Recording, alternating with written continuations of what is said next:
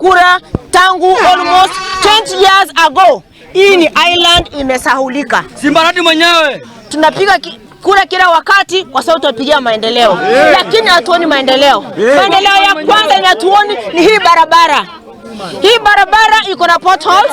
Hii barabara ni kama shamba. Kwa sababu leo tunatangaza hii barabara kuwa shamba, si ndio?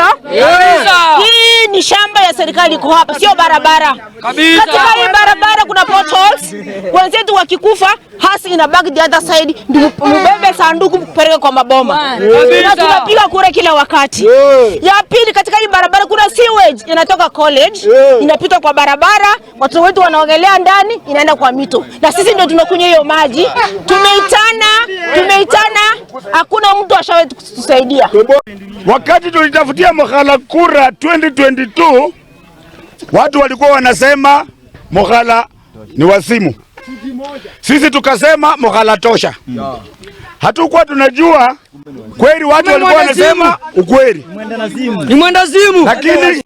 Lakini ndio tumekundua kwamba tulipikia mtu mbaya kura. Kwa sababu wakati tunaongea na Mokhala washosho, tunaambia gavana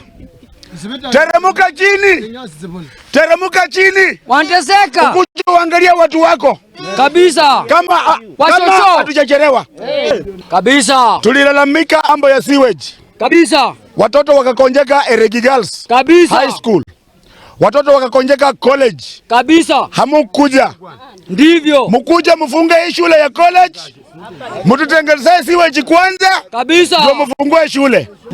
Is that we want good roads, we want a school here, we want clean water. We had a water project here. Look at that thing. Go and take a photo.